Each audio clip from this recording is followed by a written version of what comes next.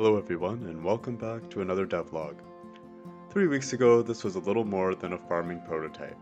This week, I focused on something much harder to measure than features, making the game feel alive.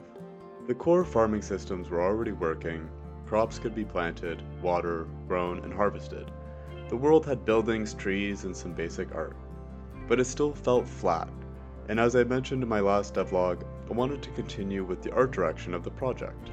The first thing I tackled was crop progression. Every crop now has its own growth stages and timing. I'm not entirely satisfied with all the animations, but it's nice now having some variety. If you notice, the tomato plant has multiple plants growing. I was experimenting with this idea that the crops could occupy more space at the tile.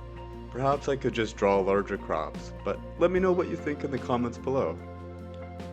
Also, I added a variable so that some crops can be harvested more than once. I applied the logic to the spring onions, which you can see I can harvest the crop twice. Here is a little peek at how I've structured my data for the crops. Each crop has its own values, from seed cost to growth time to how many times you can harvest it, and so on.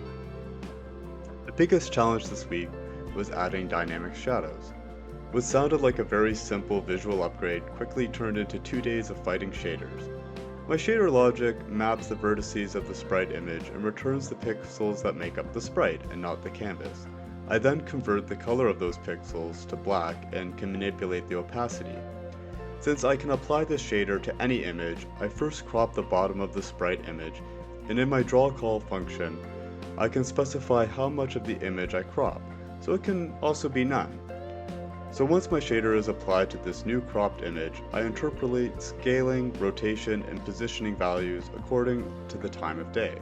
Implementation was a real struggle, and to get it to this point took a lot of attempts, but I'm really happy with the results.